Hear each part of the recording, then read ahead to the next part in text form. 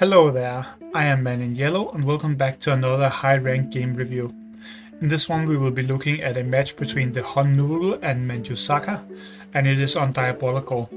The main reason why I chose this one is because it showcases Frosty really well, who is particularly good on this map, but it also has a lot of other maps that it's very good on. Frosty is one of the best win conditions in the game. It works incredibly well with the shovel and the Kira as a win condition, and it just can completely take over a game by freezing enemies. It is very powerful.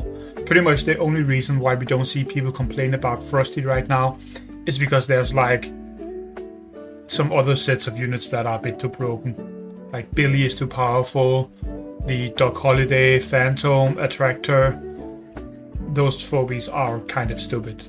So they make Frosty seem a lot less problematic, but Frosty is also very powerful in my opinion. And we will get to see that here. We get a bit of an odd opener from TheHonNoodle here, in that they are bringing Jammy Fish with a 1 key and immediately using the ability, which seems kind of weird. But on the other hand, you do kind of want a flyer on this map a lot of the time to fly over here and take this point early on. You want either a flyer or a unit that runs up here and does it really well up on this side of the map. So there are some different ones you can bring, but a flyer makes sense, and I guess they want to bring out a lot of keys early to play tempo, and that is why they chose Jammy Fish. The idea behind immediately getting the ability out is probably just because they want to use it as many times as possible, as fast as possible, to maybe try and overwhelm the opponent. I don't really agree with this opener. I still think the best opener on this map is probably the Jar Cannon one, and the second best one is the Gravedigger one, and the third best is just double 1 key into a Hero 2.0. Those are the ones that have seemed the best to me, but you know, this is also viable, I guess. We see manjusaka do something pretty weird here, in that they are only bringing a single 1 key and nothing else, because they want to bank for the Frosty. I don't really agree with this because it's very early on, but this is one of the maps where Frosty is better on, so it makes a bit of sense on this one, because you really want it out fairly early, like early mid-game. Usually you bring it during the mid-game, but here manjusaka is bringing it very early on. It doesn't really make sense to bring it that early most of the time, but it's fine, I guess. Like, having a big flyer that can go over here makes sense, and it's just overall a very strong phobia here, because first of all, there are a lot of lines that are very good for it. When you are looking at Frosty, you want some lines. So there are some line attacks like here and here and here you can do to freeze. So also one down here, which you can do to freeze, which can be pretty powerful, or down here. And by hitting an enemy with one of those line attacks, you can usually freeze a lot of the opponent's team, and that is very powerful. And on top of that, you also have all of these disease tiles up here, which means that most players are bringing a lot of mechanicals, and Frosty is very good against mechanicals because it does a ton of electrical damage. What I will say though is, even if they are banking for it on turn 1, which is probably not correct, but whatever, it's fine. It's probably not that bad to do. Even if they're doing that, they should definitely be putting a 1 key right here. Even though it costs 1 more key, I know they are not going to be able to go for a 6 key on the following turn after the Frosty, but putting a 1 key here prevents them from taking this point for free, and very often people fight over this point, so it's a pretty good thing to do in my opinion. They could even just have put the 1 key that they put here instead on this tile, and then the Frosty could have gone here next turn. So I definitely think they should have done that. We see Sharon here, which is pretty interesting. The Sharon is usually for if you don't want to do mechanicals too much, because then you bring the Sharon in here with the disease tiles and you can walk in here with your dimensionals and your monsters and zombies and whatever, and you can be fine without getting diseased. So that is kind of the idea behind that. I am a very big hater on Sharon. I think Sharon is, even on the best maps, it's kind of mediocre. Like, it's a pretty bad phobia just overall. Even in the best case scenarios, I don't think it's very good. I think there are pretty much always better options. But some people like it on maps like this, and they also like it on a lot of the ones with a ton of lava. They bring it on. I personally think it's not very good. Even after the buffs that it's gotten, I don't think it's really a great choice.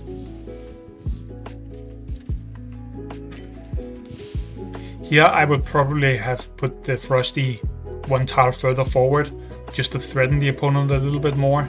But the reason why they're not doing that is because they want to be able to go up to this point with it next turn if they ever need to do that. They probably won't need that, but it's just to have the option. At least I would guess that's why they're doing it.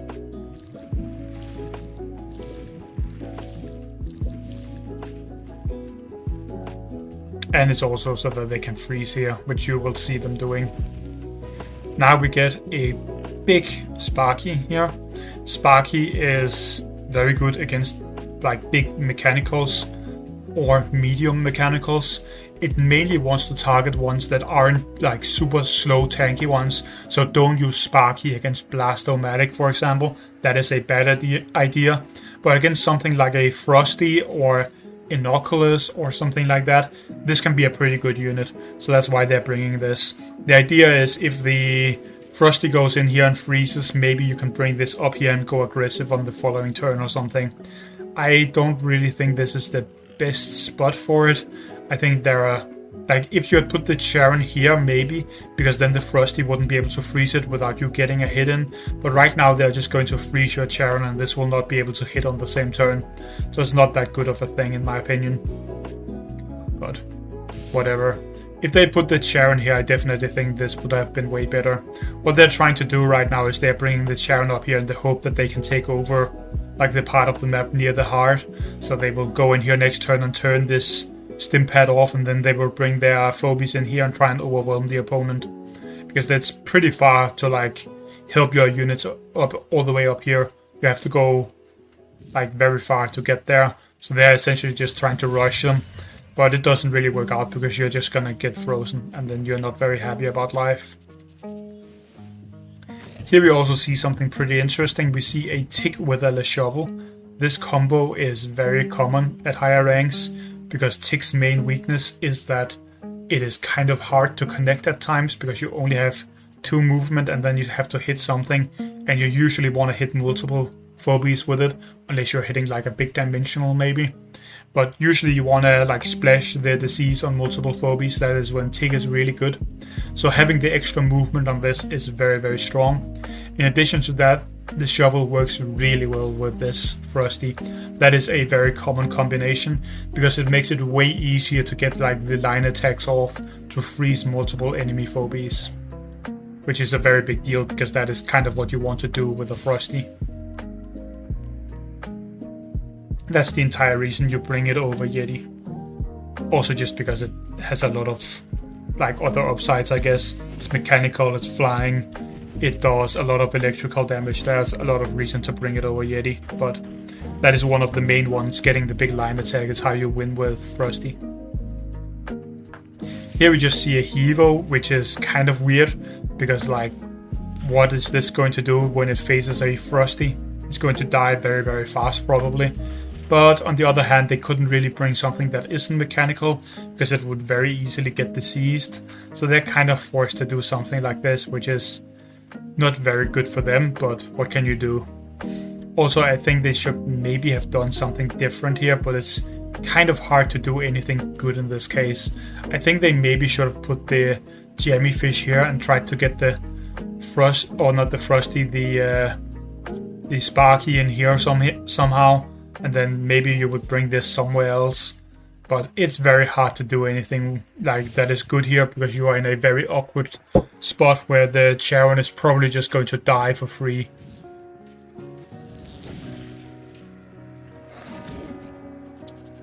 We end up seeing a disease on the Charon.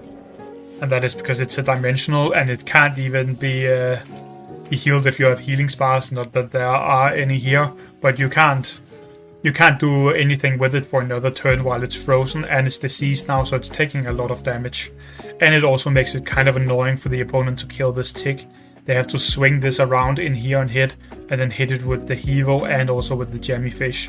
So they're using all of their attacks just to kill this tick. Meanwhile, you're getting a big disease attack thing, and this is forced to go into a bad spot where you can actually kill it because you have the kaboom setting here. So this is a very good position for manjusaka because they are moving this up. They're basically forced to kill this tick also and give their Sparky up, because if they don't, this will next turn go in here and start taking like part of this map, and it may even get another disease off because it only has a 1 turn cooldown. This will probably just die for free then, and the opponent will just advance forward and you will automatically lose the game. So they are kind of forced to fight, but also if you fight that, you are probably trading a 7 key and a 5 key for 2 3 keys and maybe a 1 key, and that is a very, very bad trade, obviously, for anyone who can do math. So you're probably losing this game anyway, even though you are a bit over leveled as the TheHonNoodle. So this is just a very bad spot for them.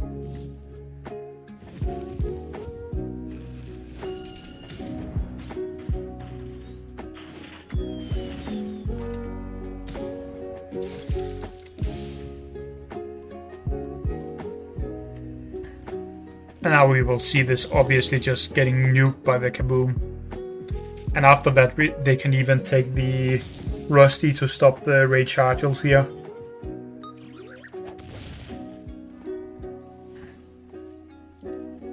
Which is a big deal because that keeps your Frosty safe.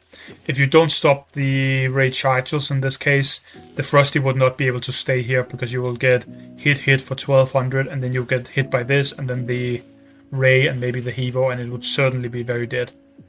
But now it's alive because you have stopped the Ray charges, and this is dying on its own on your next turn. Or not next turn, but very soon. It will die very easily because it's taking so much disease. So you don't really have to ever attack this. Probably, at least. We also see Cupcake come out here. Cupcake is a very common phobia at high ranks also, but it's not common because it's an ultra rare. But pretty much everyone who has it uses it a lot because this phobia is just very powerful. Healing for like, I can't even remember what the level 1 is. I think it's 650 at level 1, but when it's upgraded it's around 1000 when you're like level 20.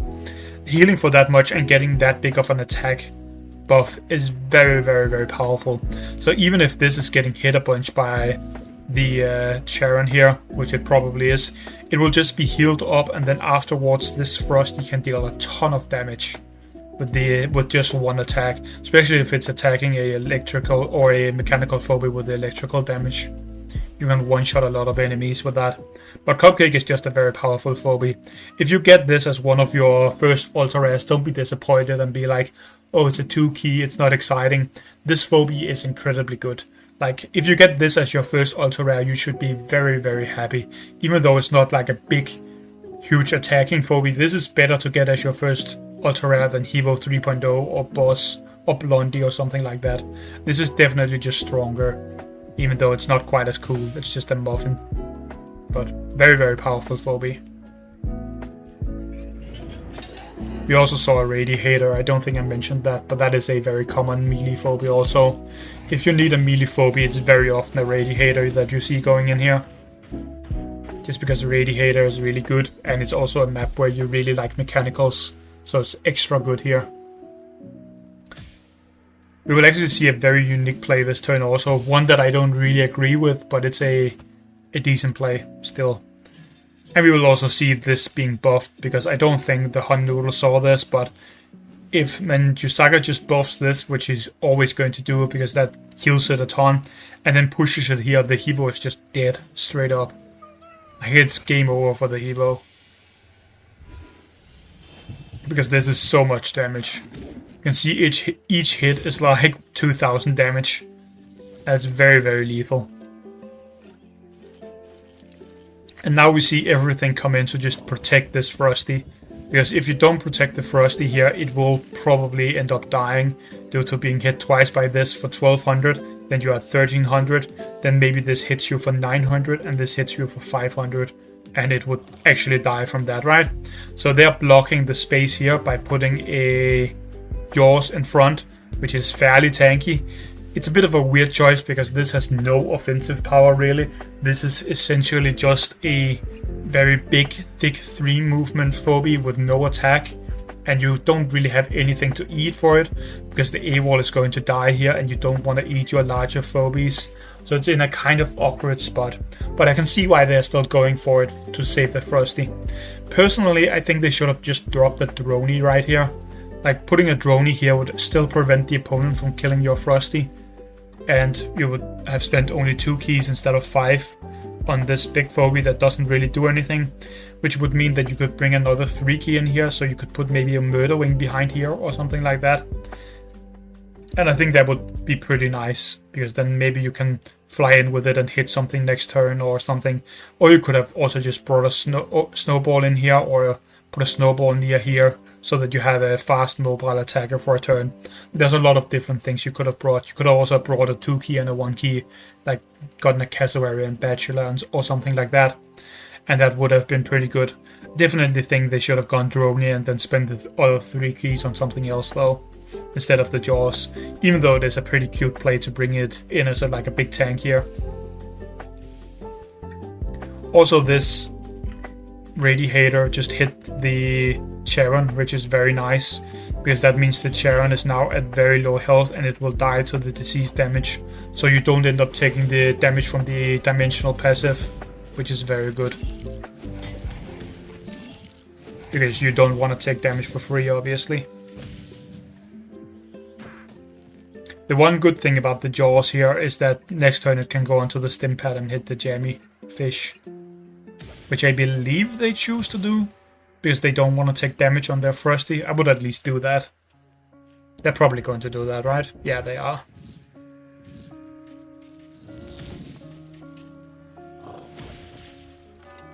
And they are placing the Frosty right here so that it can go onto the stim pad next turn, which is very aggressive. Now we see a Sasquatch come in here. This is not a phobia that very many players will see, because it's very high stress level that you get this at. But it is just like a, what's it called, the other one? Creepy Devil. It's a large version of Creepy Devil, and it deals a ton of damage after using the invisibility skill. So that is very, very cool, but I don't really think this was the best case for it. They're just using it because they want to use it, because it's a cool phobia, let's be honest here. That's why they're actually bringing this here. They could just as well have brought something else that would have better stats than this, and they are really not in need of the invisibility play here. I guess you could argue that they're bringing it in here because then they can maybe go invisible, run towards the opponent's heart and like get a big hit in to kill them or something, but currently you're not really looking at hard rushing them, right? Because you are at 1/3 of your health and they are at max health, so that doesn't really make any sense. I think they should have brought something else here if they were like playing 100% to just win and nothing else, but sometimes you just want to bring a cool phobie to bring a cool phobie, so it's not like I blame them for that. There were definitely other choices that would be better. Like, you should probably be blocking this tile from being taken, and like at this point the opponent probably wants to wrap around here and take these 2 panic points while being offensive towards your heart, because they can't really go in here towards this, like through this path with disease and stuff. It's not possible for them to go there, so you just want something they can't walk past here. Like, you could put a Quagmire here or something, or you could just like bring a tanky, what's it called, unit out somehow. Like, there are a lot of different things. You could even have brought like a Gargles with a 1 key behind or whatever. There's better choices than this, is just what I'm getting at. You can see the opponent is trying to run in here, because they are kind of forced to do that. If, like, at this point, the TheHonNoodle can only win by taking these 2 points and then hitting the heart a bunch. Otherwise, they don't have a chance of winning. But you can also see that they know, because they're just bringing high power phobies now. And obviously Squiggles, which is a hard rush unit. TheHonNoodle just straight up goes for hard rush here, because they realize that it is probably too hard for the opponent to get through here. And in the worst case, if they go like and kill these phobies and get up near here, you can always block them with the Jaws and it's fine. And this is going to deal a ton of damage to the heart very quickly. Like, this is 2 or 3 turns and the heart is dead. depending on like whether you take penny points and whether you bring other phobies near. Also, we just saw a pretty cool mechanic here, which is if you just use the invisibility and then you hit, you actually get the full damage. You don't have to wait a turn. So they push the Sasquatch in and use the ability and then hit for a little bit of extra damage, which allows them to one-hit the... what's it called? It allows them to one-hit this Temptress, which is pretty nice for them. They could also have done something a bit more unique, where they try and like kill this with a spot or something and hit this twice or something like that, but there's not really any point to that. Or they could have gone for a single hit and then turned it invisible and then put something up to block forward in front of it, but that's also kind of rough to do. Like you would have to kill this thing and then put units in front, which is pretty hard to do, so that's probably not happening. But still pretty cool to see Sasquatch, even though it doesn't really get to do what it's supposed to do here. This is just to be annoying with it, and then they just bring phobies in to try and block them. At this point it doesn't really matter, even though they're like grouping up this much down here. It doesn't matter because they're going to be killing the opponent faster than they can do anything. Also, the jaw should have been next to the hide. I don't know why it's on this tile, but that's a very small detail. Doesn't matter too much.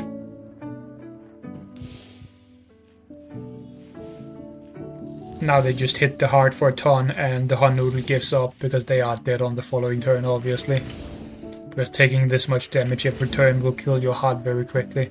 Especially since hearts don't actually scale with unit level. So like the higher level you are, the easier it is to hard rush. Which is something that developers should probably fix, by the way, but as long as they don't fix that, that's always going to be the case, that hard rushing just gets easier the higher level you are. And you can see next turn they would die, and there's nothing the TheHonNoodle can do about that. So I think they just pass their turn or surrender here. Yeah, they surrender. And the game is over. But you got to see like how dangerous Frosty can be there, because like it didn't get that many freezes. It didn't get the big line attack freeze that you sometimes see from it. But often you don't actually get the big line attack freeze with a Frosty unless you are bringing specifically a Kira with it, because then you can completely force it. But often if you're playing just Frosty or Frosty with a shovel, you're not using it to freeze more than 1 or 2 phobies, but it's the threat of being able to freeze more than that that is really important, because it limits how the opponent can move a very large amount. They cannot group their phobies up and they cannot make lines, and they have to constantly think about, does this end up putting me in a spot where I get like frozen on 3 of my phobies and I instantly lose the game? They have to think about that every time they make a move, which is a very, very big deal, especially because like if you're playing arena, then it's very hard to actually figure out exactly where the lines can be when there are less shovels and stuff like that can help the Frosty move around even more. Anyways, that was all I had for this video. I just wanted to kind of talk about how powerful this phobia is, because in around 2 or 3 weeks I have heard that they are doing a balance change, and if they are nerfing some of the very overpowered phobies, you might end up seeing this a lot. Because after like the very powerful ones that we are seeing right now, like Attractor, Phantom, Dr. Holiday and Billy, after those, stuff like Frosty and Hero 3.0 are still very, very powerful. So if those first couple broken phobies get nerfed, you're going to be seeing a lot more of these big win condition phobies, such as like the Frosty or the Hero 3.0, probably even some boss and stuff like that. Hercules, things like that will start popping up even more than they already are, because they're not even that rare right now, but they will become very meta if the other ones are nerfed and they aren't like changed in any way. But I will see you guys in the next video. I hope you enjoyed watching, and bye.